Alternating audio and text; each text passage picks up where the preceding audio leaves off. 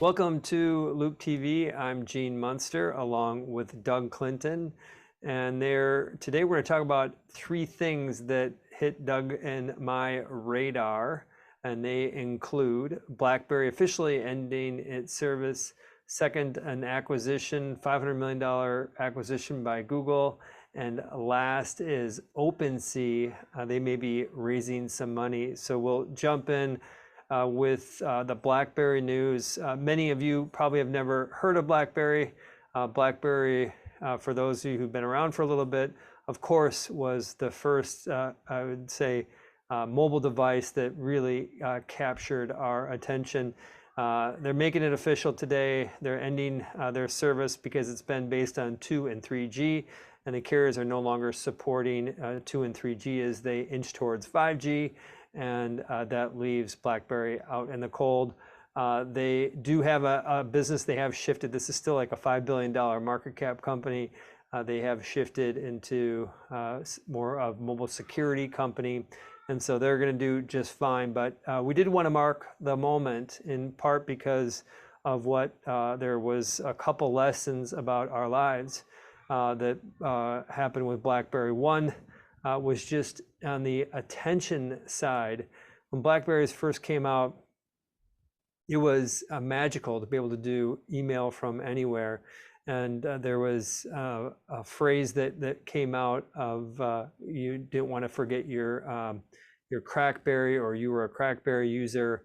This idea that it was addictive. The Wall Street Journal did a story at one point referring to BlackBerry orphans and talked about a 4-year-old who flushed her mama's BlackBerry down the toilet. And I think back to those distracting times around the BlackBerry, and then think about what happened with the phone and the screen, the larger screen. It makes our attention, makes us look like when we were with our BlackBerrys that we were most focused on each other. And here we are with smartphones and just been totally immersed by it. But that is essentially kind of recapping what's happened. I'm going to play it forward, Doug, and kind of put that into some context. What does it mean for the future? I think it's brace yourself. That the lesson we learned from BlackBerry when we thought we were spending a lot of time with these devices, that the amount that we could spend can go up exponentially. And I think we're going to see another exponential step up in the amount of time we're on these devices with the Metaverse. And I would love your take, Doug. Is the BlackBerry attention foretelling what is going to happen when the Metaverse consumes us, or am I making a lot out of nothing? No, well, I think every kind of new technological paradigm, you seem to have these shifts where people are worried about the health of how much time we spend with them. I mean, go back even before the BlackBerry to the internet. I remember, I think even my parents probably when I was a kid worrying that I was spending too much time on AOL Instant Messenger and chat boards and downloading songs from Napster. So like every generation, I think, has these tools that just consume us. You're probably right. The metaverse, whether that is delivered through VR, AR, whether it's 2D with gaming worlds, who knows? But that's probably the next iteration of how we spend even more time with our devices than we do today. Do you think we're going to look back after being in the Metaverse for a few years and say, remember how much time we used to spend with each other back when it was just phones? I think there's always like this nostalgia of the past, and it probably comes to some degree with age. I Here, don't here. know that. Yeah, I don't know that I miss I can't even tell you the last time I used a BlackBerry. I'd be curious if you remember. It must have been at Piper when we were together, probably Yeah, 2011. I don't remember, but I do remember being at dinner and people talking to each other, and Yeah. around the time of BlackBerry. And I feel like that is, I mean, obviously people are talking to each other at dinner, but they're glancing down at their phone every so often. And to me, it's not about nostalgia. It's just about a reality that more of our time is going to be captured with this next generation of what I think is going to be even more um, capturing, more enticing devices. You could argue more addictive type of devices. So the contrarian view on that to me is actually that that's not what plays out, because it feels like everybody thinks the next thing is the metaverse, and we all have different definitions. We think it's VR or AR, but what if? I mean, let me just pose it. What if that's not the way the world goes? What if somehow we all say, you know what, we spend a ton of time already on the devices that we have, one that's not attached to our bodies, it's in our pocket. So there's some demarcation. But what if we just say, maybe that's good enough and we don't go into the VR AR world? That would be I think the biggest contrarian outcome that you could imagine from where we are right now. I would think that that is unlikely. I remember back, I forget which year we were working on our predictions, 2017 or 2018, and one prediction that we contemplated, this was right around when Facebook was going through its Cambridge Analytics debacle, and one piece that we debated was that there was so much brand damage around Facebook that we'd see a decline in DAUs. We decided not to because we were just we thought that there's just too much momentum around it. Thank goodness that we stuck with what we knew to be true around the momentum.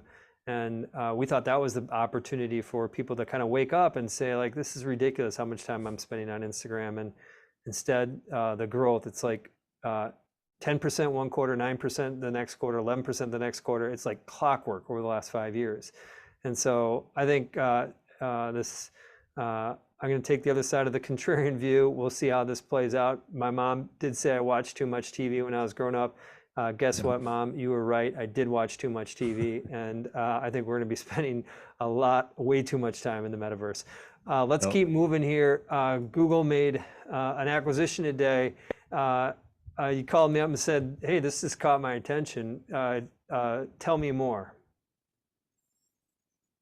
Yeah, well, it wasn't so much the acquisition. It was a acquisition by Google standards. It was a $500 million acquisition price, a company that does cybersecurity.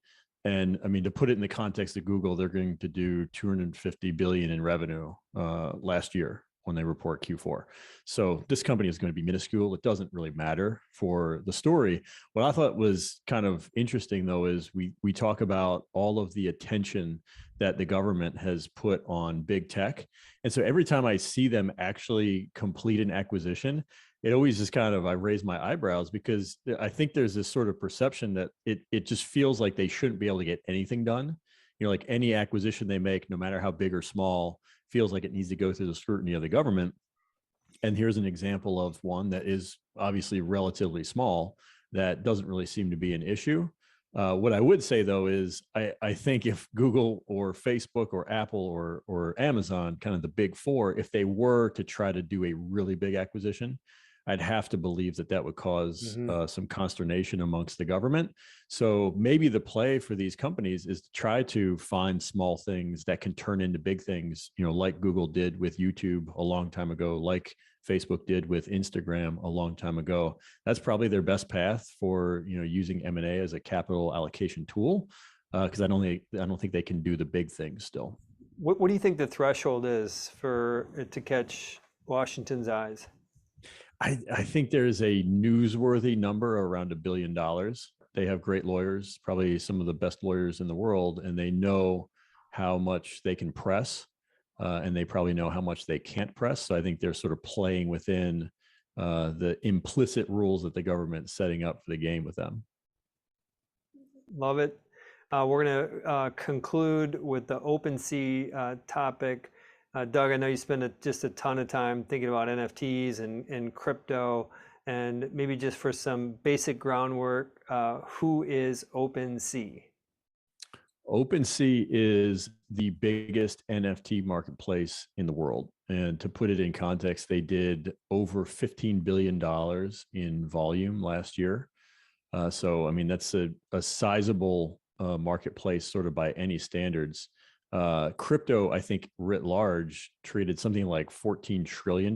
So if you think about Bitcoin, Ethereum, kind of, you know, every other coin changing hands, it's many orders of magnitude bigger, I guess, than the NFT space today. And I think that's the bull case for the NFT space, is if crypto is that big, you know, broader digital assets that are sort of unique in nature, which is the difference between a fungible token like Bitcoin and an NFT like a CryptoPunk. That's probably what people are really betting on. The news around OpenSea, the biggest marketplace for NFTs, is that they may have a new financing round coming. Sounds like Co2 might lead it. This is being reported by Axios, $13 billion implied valuation. So it's a big number, but I think OpenSea to me feels like one of those rare private companies where they actually have substance behind them. They probably did something like 400 million in revenue last year, and if they basically just keep their current run rate at about $3 billion in volume per month of sales, I think that puts them on track to do something close to $1 billion in revenue this year. Obviously, NFTs are going to be volatile. That volume number is going to be volatile, just like Bitcoin's volatile. But I think the bottom line is they've created something special. It's really hard to replicate the marketplace dynamics. Usually, like we've seen that with eBay. Look at how long that's lasted. Still is very relevant today. I think the question that a lot of people have about OpenSea is, with competitors like Coinbase potentially entering the market, they are launching an NFT marketplace sometime Q1. Will that chip into this really big lead that they have right now?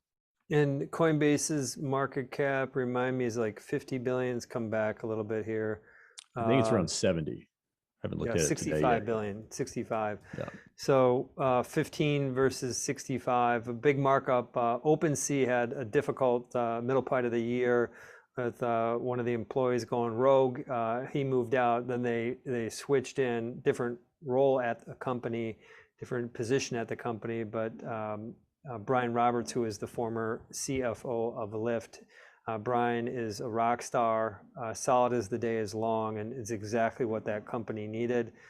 Wish them all the best of luck. We are believers in NFTs and crypto, and think there's just going to be a lot of fun on this space. That was it. That's what captured our attention today. On behalf of Doug and Gene and Loup TV, bye for now.